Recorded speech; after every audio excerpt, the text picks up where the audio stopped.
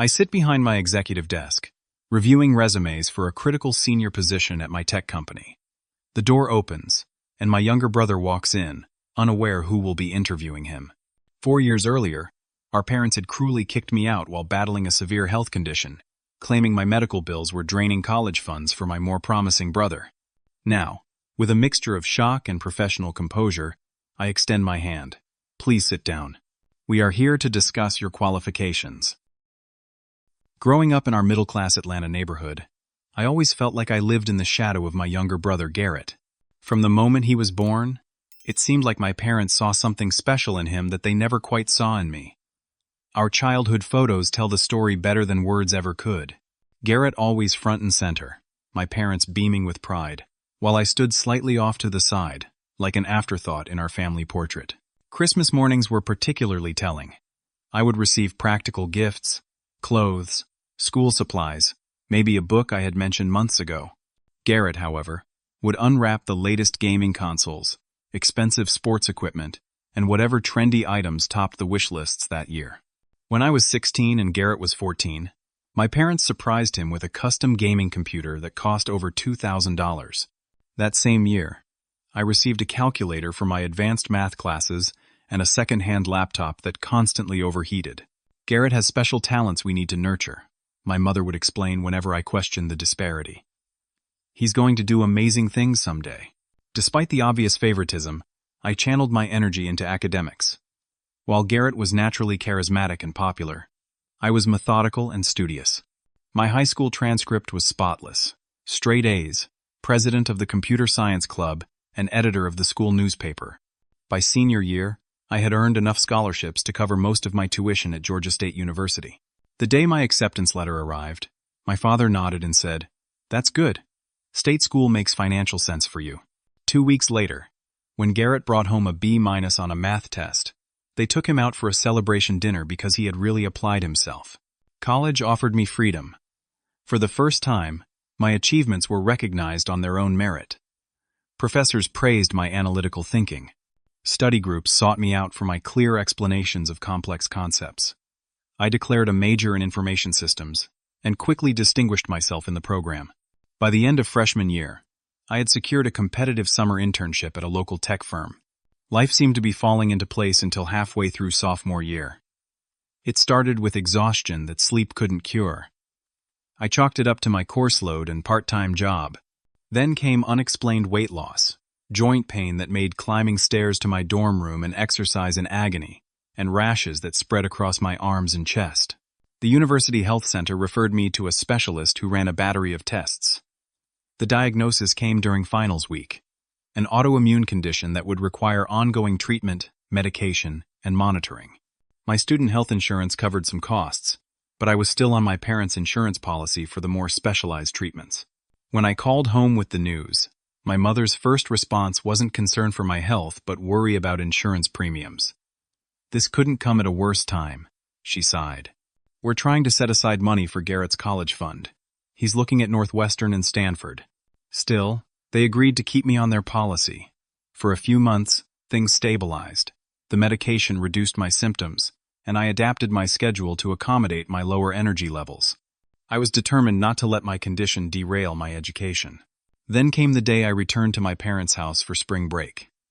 I overheard them in the kitchen, unaware I had arrived. "These copays are killing us," my father said. "That's another $500 this month that should be going into Garrett's college account." "I know," my mother replied. "But what choice do we have? At least Desmond got those scholarships. Garrett is the one who really needs our financial support. His potential is extraordinary." I stood frozen in the hallway, medical records clutched in my hand. I had brought them to show my parents that the treatments were working, that their investment in my health wasn't wasted. Instead, I quietly put the papers back in my bag and entered the kitchen with a manufactured smile. Throughout that week at home, I noticed how my parents fawned over Garrett's latest accomplishments, making varsity baseball, getting elected junior class president. Meanwhile, they barely acknowledged that I was maintaining a 3.9 gigapascals despite battling a chronic illness. Back at school, I threw myself into my studies with renewed determination. If my health made me a financial liability in my parents' eyes, I would prove my worth through academic excellence. I applied for additional scholarships, took on research assistant work, and scheduled doctor appointments around my classes to minimize disruptions. 2 months later, my parents called with news. Garrett had been accepted to Northwestern with a partial scholarship. They invited me home for a celebration dinner. Despite my mixed feelings, I agreed to attend. The dinner was a monument to Garrett's achievement. My mother prepared all his favorite foods. My father opened a bottle of champagne he'd been saving for a special occasion. Extended family members called during dinner to congratulate him. I offered sincere congratulations and asked about his plans for majoring in business economics. As dessert was served, my father clinked his glass for attention.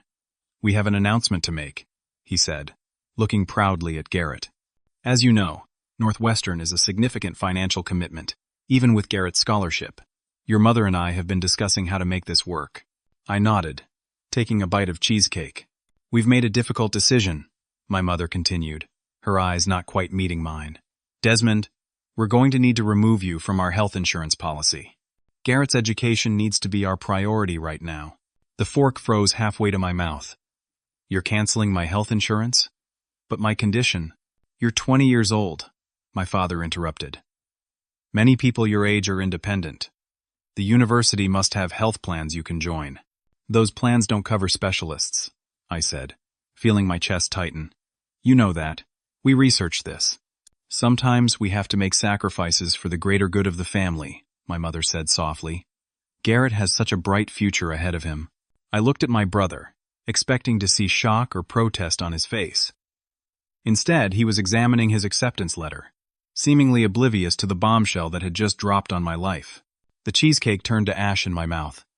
"Are you saying my future doesn't matter?" I asked, my voice barely above a whisper. My mother reached across the table, not quite touching my hand. "Honey, you're already on your path. You have your scholarships, your practical degree. Garrett needs this opportunity. Northwestern can open doors that your state school simply can't. And my medical condition? That just doesn't factor in?" My father cleared his throat. "You can apply for state assistance programs. There are options for people in your situation." "People in my situation," I repeated numbly. "You mean people whose parents have abandoned them?" "Don't be dramatic," my mother snapped, her momentary softness evaporating. "We've supported you for 20 years. Garrett deserves his turn." I turned to look at my brother. "Do you have anything to say about this?" Garrett finally looked up from his acceptance letter, his expression a mixture of embarrassment and entitlement. "Mom and Dad know what's best," he mumbled. "It's not like you can't figure something out. You're smart." That's when my mother delivered the blow that would echo in my mind for years to come. She stood up, hands flat on the dining table, and said with cold finality, "Your brother deserves the future, not you. He has the potential to truly achieve something remarkable. We can't let your health problems hold him back." The silence that followed was deafening. I pushed back my chair and stood up, legs trembling beneath me. "When?" I asked. "The insurance ends at the end of the month," my father answered. "And we'll need your room for storage when Garrett leaves for college. We're giving you 2 weeks to make arrangements. 2 weeks. 14 days to find new health insurance, a place to live, and a way to support myself while continuing my education and managing a chronic health condition." I left that night, packed a suitcase with essentials, withdrew the $870 from my savings account, and drove back to campus in a fog of betrayal and disbelief. My first call was to my best friend Alicia. She lived off campus with 2 roommates but offered her couch while I figured things out. "Stay as long as you need," she insisted. "This is insane. How could they do this to you?" I had no answer. The question played on repeat in my mind. As I attended classes in a daze, my notes incomprehensible, my participation non-existent. When my professors inquired about my sudden decline, I couldn't bring myself to explain. How do you tell someone that your own parents decided you were less valuable than your brother? The University Health Center connected me with a social worker who helped me apply for Medicaid, but I was told the approval process could take months. My existing prescriptions would run out in 3 weeks. The lowest cost option for continuing my medication without insurance would be $700 per month, almost my entire savings. Meanwhile, Alicia's roommates began dropping hints about house rules and utility bills. I understood their position. They hadn't signed up for a permanent fourth roommate. I started spending more time in the library and computer lab, coming back only when I knew everyone would be asleep. 2 weeks stretched into 3. I took a job at a campus coffee shop, but the 20 hours a week barely covered food and gas. My course load suffered as fatigue from my untreated condition, combined with work stress and inadequate sleep. For the first time, I saw C's and D's on my assignments. When my academic advisor called me in for a meeting, I finally broke down and told her everything. She connected me with Emergency Student Services, who provided a one-time grant for medication and helped me apply for additional financial aid. But even with their help, the math was unworkable. My condition required consistent treatment I couldn't afford, and working more hours would mean dropping courses which would jeopardize my scholarships. By the end of the semester, I had lost 15 pounds, was sleeping in my car 3 nights a week to avoid imposing on Alicia, and had been forced to drop 2 classes, placing me on academic probation. My carefully constructed future was unraveling thread by thread. I tried calling home once. My mother answered with an artificially bright voice that dimmed the moment she realized it was me. "We're very busy preparing for Garrett's orientation," she said before I could speak. "Can this wait?" I never called again. The breaking point came on a Tuesday evening in June. My medication had run out 4 days earlier, and my joints were on fire. I had $8.23 in my account, enough for one coffee that would buy me a warm place to sit for a few hours before sleeping in my car again. I chose a small independent coffee shop called Brewed Awakening, tucked away on a side street where I was unlikely to run into classmates. I ordered the cheapest item on the menu, a plain black coffee, and settled into a corner table with my laptop. The coffee shop was quiet, just a few other customers typing away or reading. The warmth and soft jazz music were so comforting I had to fight to stay awake. I must have lost that battle, because the next thing I knew, someone was gently shaking my shoulder. I startled awake, disoriented and immediately aware of how awful I felt. My vision swam. My skin burned with fever, and when I tried to stand, my legs buckled beneath me. "Whoa there," said a woman's voice. "Take it easy. I think you need help." Through my fever haze, I saw a woman in her 40s with curly brown hair and concerned eyes. The empty coffee shop behind her told me it was closing time. "I'm sorry," I mumbled, trying to gather my things. "I'll go. Just need a minute." "You're not going anywhere except to a doctor," she said firmly. "You're burning up with fever." "No doctors," I protested weakly. "No insurance. I'll be fine." But as I tried again to stand, the room tilted violently, and darkness rushed in from all sides. The last thing I heard was the woman calling for someone named Marcus to help her. I woke up in an unfamiliar bedroom, sunlight streaming through cream-colored curtains. For a moment, I thought I was back home, that everything had been a terrible dream. Then the pain in my joints reminded me of my reality. "He's awake," a male voice called from somewhere nearby. Footsteps approached, and the woman from the coffee shop appeared in the doorway, carrying a tray with toast and tea. Behind her stood a tall man with salt and pepper hair. "Welcome back," she said, setting the tray on a bedside table. "I'm Jennifer, and this is my partner, Marcus. You're in our guest room above the coffee shop." "How long?" My voice was a dry croak. 2 days, Marcus answered. "The doctor said your immune system is in overdrive. Something about medication withdrawal?" I closed my eyes in shame. "I have an autoimmune condition.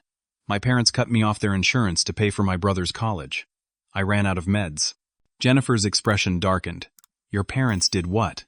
"Over cups of tea that grew cold as we talked." I told them everything. The lifelong favoritism, the medical diagnosis, the cruel dinner announcement, and my desperate attempts to stay afloat. When I finished, Jennifer exchanged a look with Marcus that I couldn't interpret. Then she said something that changed the course of my life. "I need a reliable morning barista. The job comes with health insurance after 60 days. If you're interested, the room comes with it until you get back on your feet." I stared at her in disbelief. "You don't even know me." "I know enough," Jennifer said simply. "Marcus picked up your prescriptions yesterday. The doctor gave you enough samples to bridge until the insurance kicks in. Why would you do this for a stranger?" Marcus smiled slightly. "Jen has a sixth sense about people. If she thinks you're worth helping, that's good enough for me." I learned that Jennifer wasn't just a coffee shop owner. She was a former software engineer who had built and sold 2 tech startups before opening Brood Awakening as a semi-retirement project. Marcus was a doctor at the community health clinic who sometimes treated patients who couldn't pay, patients like me. My first weeks as a barista were humbling. My hands shook from medication side effects, making latte art impossible. Regular customers were patient as I learned the rhythm of morning rush hour.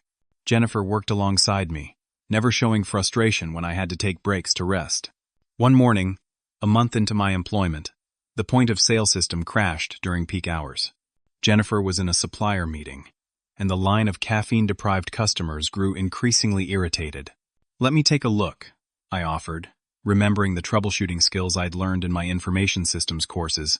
20 minutes later, not only had I fixed the immediate problem, but I had identified several configuration issues that had been causing periodic slowdowns. Jennifer was impressed when she returned. "Where did you learn to do that?" "I was studying information systems before." Everything happened. That evening, after closing, Jennifer called me to her office. I feared I had overstepped by touching the system without permission. Instead, she pushed a laptop across her desk. "Show me what else you know." That became our routine. After my shifts, Jennifer would teach me about systems architecture, database design, user experience, and the business side of technology. She assigned me projects. First, small optimizations for the coffee shop's operations, then helping design websites for other small businesses in her network. "You have a natural talent for this," she told me one evening as I demonstrated a scheduling algorithm I'd created to optimize staff coverage. "You see the patterns in systems that most people miss." By the time my health insurance kicked in, and my condition stabilized with proper treatment, I had become more than a barista. Jennifer introduced me to other tech entrepreneurs in her network, describing me as her protégé. I moved from the guest room to the small apartment above the coffee shop, paying reduced rent in exchange for maintaining all the shop's technical systems. With Jennifer's encouragement, I enrolled in a coding boot camp that offered evening classes. Though it wasn't the same as completing my degree, it provided structured learning and a credential that could help me return to professional work. I tried reaching out to my parents once more, sending a letter detailing my improved circumstances and health. No response came. I sent a birthday card to Garrett at Northwestern. It was returned unopened. After 6 months of intensive training in Jennifer's mentorship, I felt ready to apply for entry-level IT positions. Jennifer's connections yielded 3 interviews. The third one, at a growing healthcare software company called Metasync, resulted in a job offer as a junior systems analyst. The day before I was to start my new position, Jennifer and Marcus took me to dinner to celebrate. "I have something to tell you," Jennifer said as we finished our meal. "I recommended you for a specific reason." Metasync's CEO mentioned they're launching a special project, something to simplify medical billing for patients with chronic conditions. When he described what they needed, I immediately thought of you. "Me? But I'm just starting out." Jennifer shook her head. "They need someone who understands both the technical side and the patient experience. Someone who's navigated the labyrinth of healthcare bureaucracy firsthand. That's you, Desmond." The next day, during my orientation, the CEO himself stopped by to meet me. "Jennifer speaks highly of you," he said, shaking my hand. "She mentioned you might have unique insights for our patient advocacy project." I took a deep breath and shared my story, not as a tale of family betrayal, but as a case study in how Byzantine medical systems penalize vulnerable patients. The CEO listened intently, then said, "We've been approaching this all wrong. We've been designing for insurance companies and hospitals, not patients. Would you be willing to join this project team, even though you're new?" In that moment, I realized that my painful experience had given me something valuable, perspective that could help others avoid the same struggles. For the first time since that fateful dinner, I felt a sense of purpose larger than survival. "I'd be honored," I replied. The patient advocacy project became my professional rebirth. What began as a junior role quickly evolved as I contributed insights that more experienced team members lacked. I understood viscerally what patients needed: transparency, simplicity, and control over their healthcare information. Most billing systems are designed by people who've never worried about choosing between medication and rent, I explained during a development meeting 3 months into the project. Patients need to see not just what they owe, but what their options are. My suggestion to incorporate a payment plan calculator and assistance program finder directly into the patient portal was initially met with skepticism. Insurance companies won't want to highlight those options, a senior developer argued. This isn't for insurance companies, I countered. It's for people like me who fell through the cracks. If we're serious about patient advocacy, we need to advocate for the most vulnerable patients. The CEO, who had been quietly observing, spoke up. Desmond's right. Build it his way. This is exactly why we needed someone with lived experience on this team. That validation changed everything. My ideas were not just heard but implemented. The project evolved from a simple billing portal to a comprehensive patient advocacy platform. When we launched 6 months later, the response exceeded all expectations. Patient satisfaction scores soared. Healthcare providers reported higher collection rates despite more flexible payment options. The success caught the attention of industry publications. When Medisync was featured in a healthcare technology magazine, I was quoted explaining the philosophy behind the design. The article mentioned my unusual career path without detailing my family situation. Jennifer cut out the article and framed it for me. I knew you were something special that night in the coffee shop, she told me. You've turned your pain into purpose. My career trajectory steepened. I was promoted to project manager, then department director. My team expanded the patient advocacy platform to include insurance comparison tools and medication cost transparency features. Each innovation was informed by my own experience navigating healthcare while financially vulnerable. The CEO became something of a mentor, encouraging me to pursue an MBA through the company's education assistance program. You have the technical skills and the empathy, he said. Now you need the business acumen to really drive change in this industry. Studying while working full-time was challenging, but I was no stranger to overcoming obstacles. My health remained stable, and for the first time in years, I felt physically and emotionally strong. I bought my first home, a modest 2-bedroom condo near the office, and adopted a dog from the local shelter, a calm golden retriever mix I named Champion. One evening, while walking Champion in the park, I ran into an old classmate from Georgia State who had heard I dropped out. Desmond? Is that really you? Sam looked genuinely shocked to see me. Man, everyone wondered what happened to you. You just disappeared mid-semester. We got coffee, and I gave him the abbreviated version of my story, emphasizing my professional success rather than family betrayal. That's wild, Sam said. I always knew you'd land on your feet. You were the smartest person in our program. He hesitated, then added, Have you heard about the reunion next month? A bunch of us from the information systems program are getting together. I surprised myself by agreeing to attend. 3 years had passed since I'd been forced to abandon my education. I was a different person now. Confident, successful, healthy. The reunion was at a brewery near campus. Walking in, I braced myself for awkward questions, but instead found genuine welcome. Former classmates were impressed by my work at Medisync and eager to network. A former professor pulled me aside to express regret that I hadn't been able to complete the program. You would have been our star graduate, she told me. If you ever want to come back and finish your degree, I'd be happy to help. For the first time, I considered that possibility. With my professional experience and the courses I'd already completed, I might be able to finish my degree relatively quickly. The thought was empowering, returning not as the desperate student who'd been forced out, but as an accomplished professional, completing a personal goal. Life had found a rhythm of success and stability I'd once thought impossible. My team at Medisync continued to innovate. My MBA studies expanded my professional network. I maintained close friendships with Jennifer and Marcus, having Sunday dinners at their home most weekends. I dated occasionally, though I was careful about letting people get too close. Then came the phone call that shattered my carefully reconstructed peace.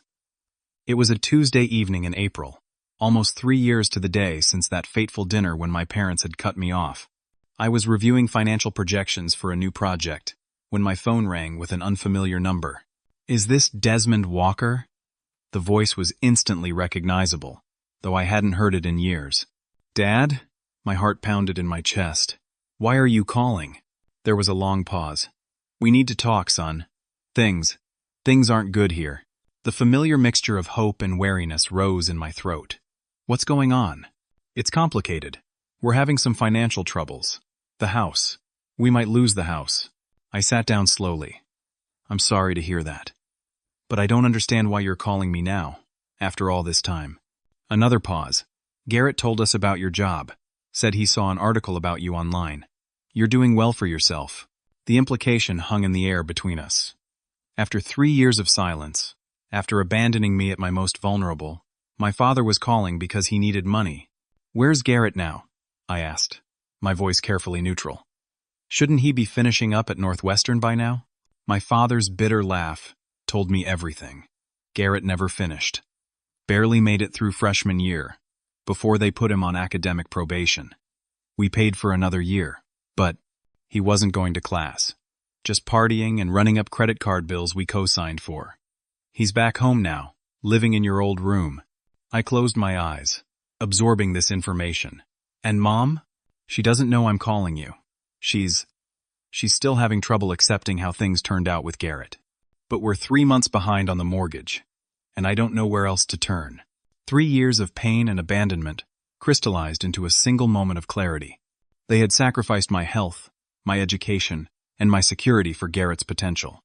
Potential he had squandered, while I fought my way back from the edge, through pure determination. Does Mom still believe Garrett deserves the future and not me? I asked quietly. My father's silence was answer enough. Tell me exactly what happened, I said, my voice steadier than I felt. I need to understand everything before we discuss anything further. My father sighed heavily through the phone. After that dinner, after you left, we put everything into Garrett's education. We remortgaged the house to cover what his scholarship didn't. We bought him a car to get around Chicago. We sent him money whenever he called saying he was short. And his grades? We didn't know how bad it was until the university sent a formal academic warning after his second semester. By then, we'd already committed to another year of tuition and housing. We told him he needed to buckle down, but he trailed off. But he didn't, I finished.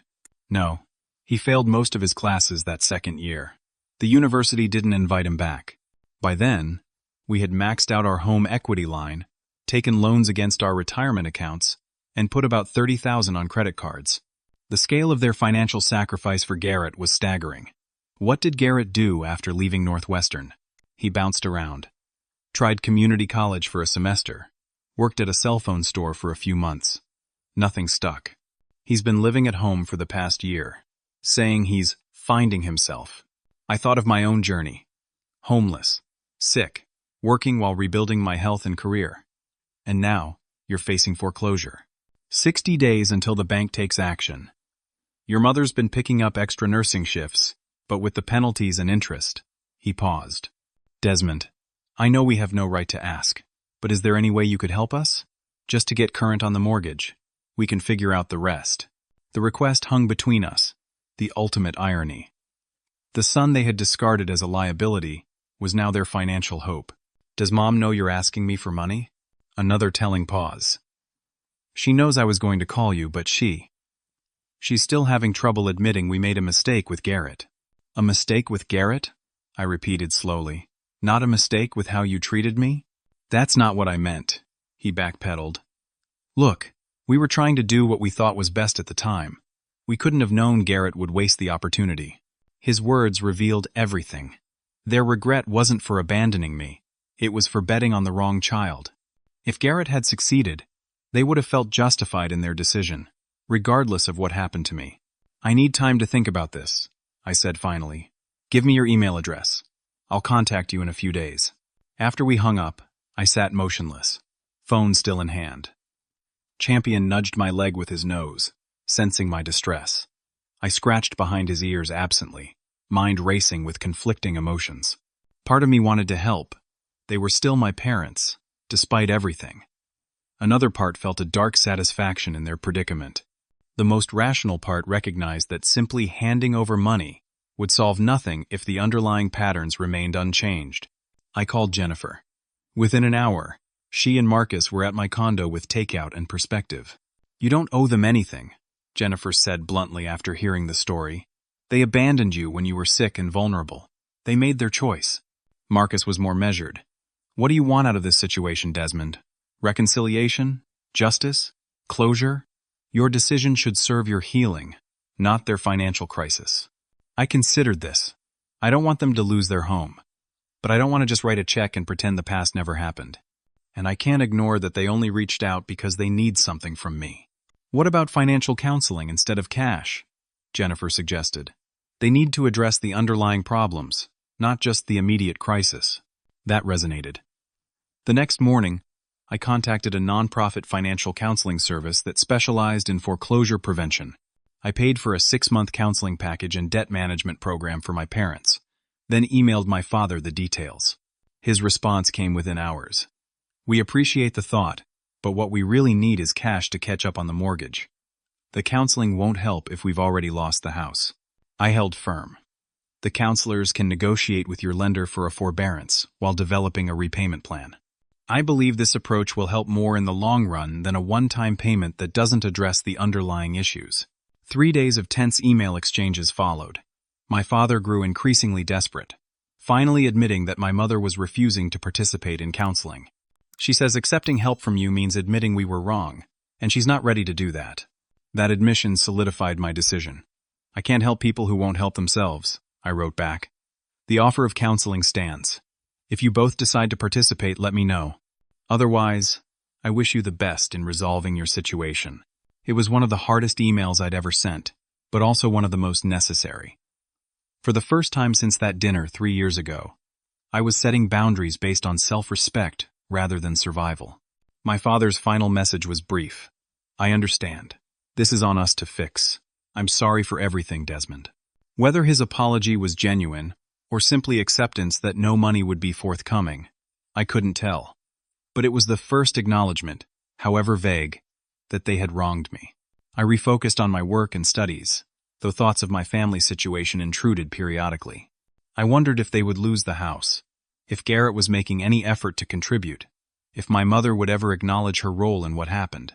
2 months later, MediSync announced its biggest move yet, the acquisition of a struggling healthcare tech startup called InnovaCare. As Director of Patient Advocacy Systems, I was assigned to the integration team responsible for evaluating InnovaCare's technology and staff for potential retention. 1 week into the evaluation process, I was reviewing personnel files from InnovaCare's technical support department when a familiar name jumped out at me from the screen. Garrett Walker. My brother had been working at InnovaCare for 3 months as an entry-level support technician. His performance evaluations were mediocre at best, with notes about tardiness and customer complaints. His resume claimed a business degree, though I knew he'd never graduated. I stared at his employee photo, older than I remembered, with the beginnings of our father's receding hairline, but unmistakably Garrett. According to his file, he had no idea his company was being acquired by MediSync, much less that his estranged brother would be involved in deciding the fate of his department. The universe, it seemed, had a peculiar sense of irony. The discovery of Garrett's employment at InnovaCare presented a professional and personal dilemma I never could have anticipated. As part of the integration team, I would normally participate in evaluating all technical staff, including those in support roles. But conducting a professional assessment of the brother who had stood by while our parents cast me aside felt impossible. My first instinct was to recuse myself entirely from any decisions involving Garrett. I drafted an email to the integration team leader, explaining the conflict of interest, but stopped before sending it. Something held me back. Not vindictiveness, but a strange sense that this unexpected intersection of our paths might serve some purpose. After a restless night, I scheduled a meeting with our Chief Human Resources Officer, Tamara Jackson, who was overseeing the personnel side of the acquisition. I have a potential conflict of interest situation, I began after closing her office door. One of the InnovaCare employees is my estranged brother. We haven't spoken in over 3 years. Tamara's eyebrows rose slightly. That's certainly unusual. Are you comfortable sharing the circumstances of the estrangement? It would help me assess the level of conflict. I gave her the condensed version. Parents choosing to support his education over my health needs, the years of no contact, and the recent request for financial help. I see, she said when I finished. From a strictly HR perspective, you should recuse yourself from any direct decisions about his employment. However, she paused thoughtfully. His department will be under evaluation regardless. Would you be comfortable conducting an initial interview, if we ensure the final decision involves multiple evaluators. An interview? The thought of sitting across a table from Garrett after all this time made my stomach tighten. Initial screening interviews are scheduled for all technical staff next week. It would be one data point among many. And frankly, Desmond, sometimes the universe creates these intersections for a reason. Her words echoed my own thoughts from the night before. I'll consider it, I promised. That evening, I called Jennifer for advice. After hearing the situation, she was characteristically direct. Do you want to see him? I don't know, I admitted. Part of me is curious about who he's become. Part of me is afraid I'll either fall apart or say something unprofessional. Those are valid concerns. But this might be a chance for closure, whatever the outcome. Just don't make any decisions from a place of either revenge or reconciliation fantasy. I thought about her words all weekend. By Monday, I had made my decision. I would conduct the initial interview with Garrett, focusing strictly on his professional qualifications. I would not reveal our relationship unless he recognized me first, and I would recuse myself from the final retention decision, allowing the rest of the team to evaluate him objectively. I informed Tamara of my decision, and she scheduled Garrett's interview for Friday morning, giving me a full week to prepare. Those 5 days were an exercise in emotional compartmentalization. During work hours, I focused on other aspects of the acquisition. Evenings were spent reviewing professional interviewing techniques, practicing neutral questions, and meditating to center myself. I created a list of standard technical questions that would reveal Garrett's actual knowledge versus what his resume claimed. I reviewed his personnel file multiple times, noting patterns in his performance reviews that suggested a familiar trait: initial enthusiasm, followed by waning effort when challenges arose. On Thursday night, I barely slept. I rehearsed the interview in my mind, imagining various scenarios. Would Garrett recognize me immediately? Would he pretend not to know me? Would he ask for special consideration because of our relationship? I prepared responses for each possibility, determined to maintain professional boundaries. Friday dawned clear and bright. I arrived at the office earlier than usual, reviewing my interview notes one last time. My 9 o'clock calendar reminder chimed. G. Walker. Technical support interview. As I gathered my materials, my email pinged with a new message. The sender stopped me cold. Margaret Walker, my mother. After 3 years of silence, she had finally reached out. On this, of all days. The subject line read, "About Garrett's interview today." I opened it with trembling fingers. Desmond, your father told me you're now working for the company that acquired InnovaCare. Garrett mentioned he has an interview with the integration team today. I don't know if you'll be involved, but if you are, I'm asking you to help your brother keep his job. He needs this position, and it would be wrong to punish him for what happened between you and us. We can discuss the past another time. Right now, Garrett's future is at stake. Mom. The familiar pattern was unmistakable. No acknowledgement of wrongdoing, no questions about my life or health, just expectations that I would prioritize Garrett's needs over professional integrity. And the stunning revelation that they all knew about the interview and my role at Medisync, while Garrett was apparently planning to walk in pretending we were strangers. I closed the email without replying and took several deep breaths. This changed things. Garrett wasn't coming into this interview blind. He knew I might be his interviewer, and had enlisted our mother to pressure me. The pretense of a professional interaction between strangers was gone before it began. At precisely 9 o'clock, I asked my assistant to show in the 9 o'clock interview candidate. I arranged my face in a neutral expression, focusing on my breathing as footsteps approached. The door opened, and there he stood, my brother, 3 years older than when I'd last seen him. He wore an ill-fitting suit, his tie slightly askew. For a moment, as our eyes met, I saw a flash of the boy who had sat silently at that dinner table while our parents discarded me. His expression cycled rapidly through shock, embarrassment, calculation, and finally a forced smile. "Desmond," he said, extending his hand. "I had no idea you'd be conducting the interview." The lie hung in the air between us. I stood and shook his hand firmly. "Mr. Walker," I replied evenly, "please have a seat. We are here to discuss your qualifications." Garrett's handshake was clammy, his smile strained as he took the seat across from me. I noted the flicker of surprise in his eyes at my professional demeanor. Perhaps he'd expected an emotional confrontation or immediate recognition of our relationship.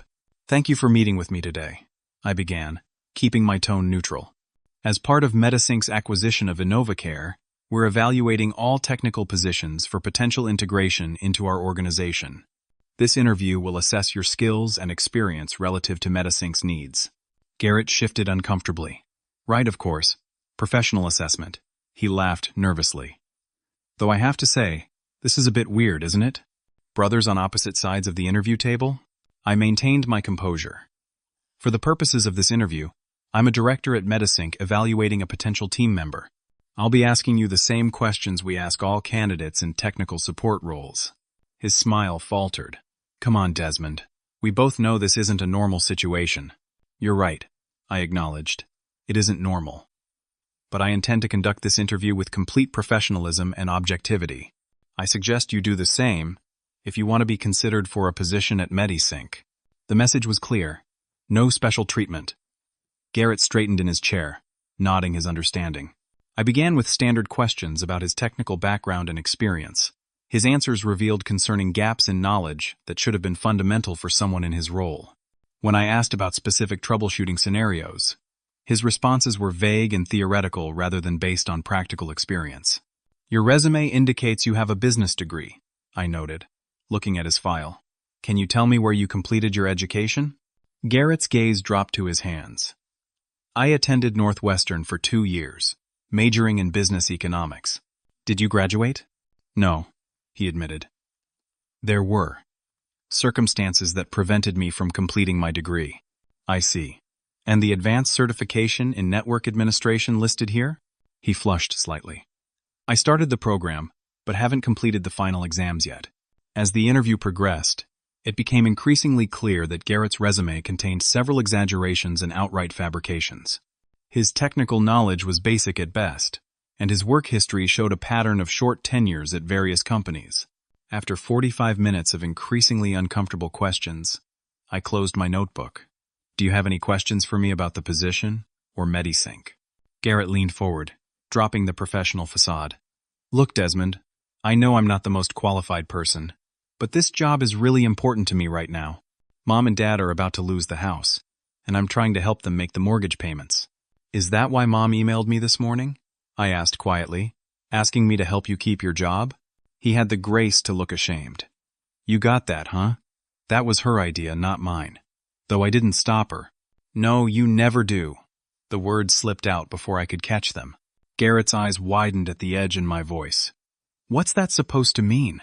I considered maintaining the professional boundary I'd established, but something in me shifted.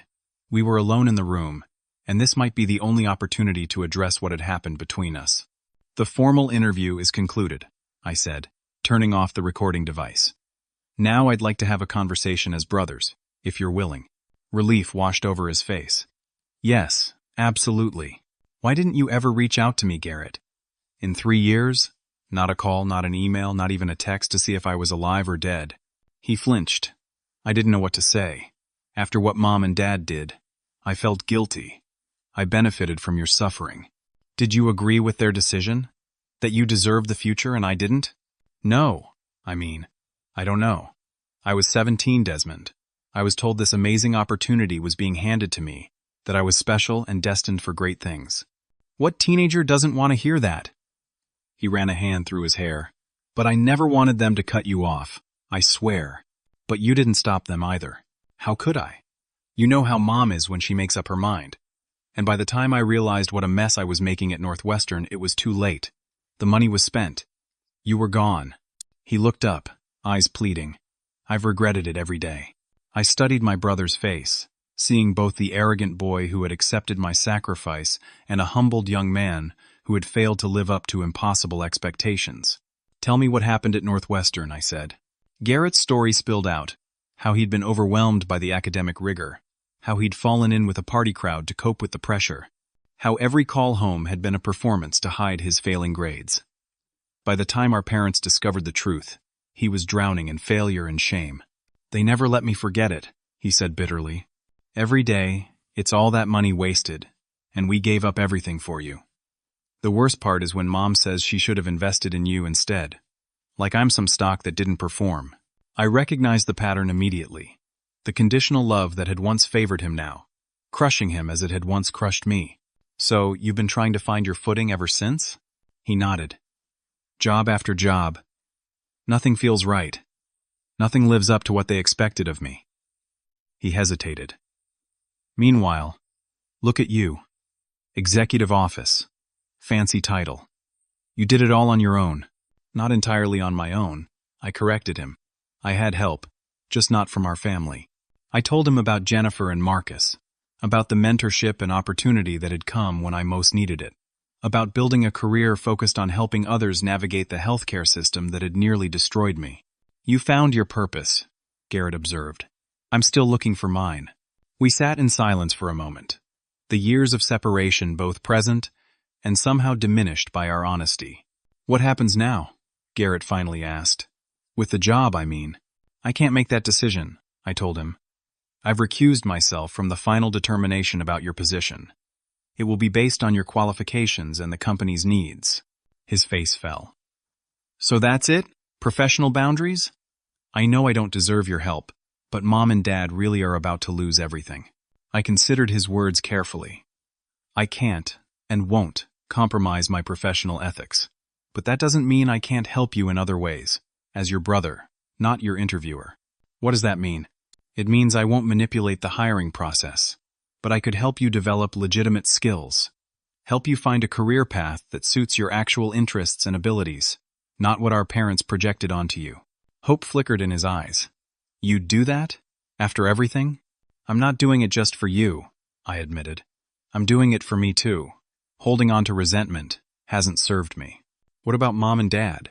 The house? That's more complicated. I offered financial counseling, which they rejected. I'm willing to reconsider, but only if they're ready to acknowledge what happened and take responsibility for their choices. Garrett nodded slowly. I think Dad might be ready. Mom, it'll be harder for her to admit she was wrong. Then that's where we start. With honesty and accountability. I glanced at the clock.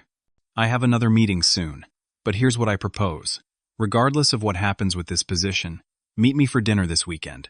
We can talk more about next steps. For the first time in our conversation, Garrett's smile seemed genuine.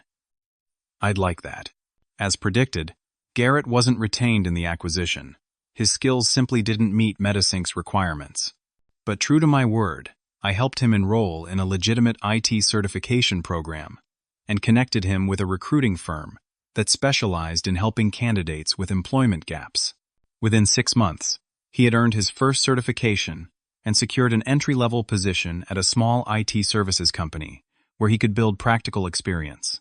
Our weekly dinners became a tradition, sometimes tense, sometimes healing, but always honest. My father eventually agreed to family therapy, where decades of dysfunction began to surface. My mother resisted longer, but financial reality forced her participation. The foreclosure was temporarily halted through a hardship program I helped them qualify for, contingent on their completion of financial counseling. In our third therapy session, my mother finally broke down. I was wrong, she sobbed. I thought I was protecting the child who needed me most, but I was just playing favorites. I've always played favorites, and I hurt both my children because of it. It wasn't an instant healing. Trust rebuilt slowly, with boundaries carefully maintained on all sides. I established clear conditions for financial support. They needed to follow their debt management plan. Garrett needed to contribute to household expenses, and we all needed to continue therapy. A year after that fateful interview with Garrett, I launched the Walker Healthcare Access Foundation, dedicated to helping chronically ill students navigate education and career development. The foundation's first initiative provided scholarships for students with autoimmune conditions similar to mine, covering both medical and educational expenses. Jennifer and Marcus joined me for the foundation's launch event, proud witnesses to how far I'd come from that night in the coffee shop. My parents attended too, sitting quietly in the back row, not fully reintegrated into my life, but gradually earning a place in it. After the ceremony, a young woman approached me, one of our first scholarship recipients. She had the same condition I did, and had nearly dropped out of college when her symptoms flared. I don't know what I would have done without this scholarship, she told me. Knowing someone understands what it's like to be sick while trying to build a future. It means everything. In that moment, I understood the most important lesson of my journey. True success isn't measured by titles or bank accounts, but by transforming personal pain into purpose. My parents' cruel words had once defined me. Your brother deserves the future, not you. But I had redefined my own worth by creating a future where no one would have to make such an impossible choice. The road hadn't been easy, and some scars would never fully heal. But standing there, surrounded by the family I'd chosen, and the family I was cautiously rebuilding, I knew I wouldn't change my journey. Every step of that difficult path had led me exactly where I needed to be. Have you ever had to rebuild your life after someone close to you betrayed your trust? How did you find the strength to move forward? Share your story in the comments below. If this resonated with you, please like this video and subscribe to our channel for more stories about overcoming life's toughest challenges. Don't forget to share with someone who might need to hear that their worth isn't determined by other people's expectations. Thank you for listening. And remember, sometimes the future you build yourself is far better than the one others would choose for you.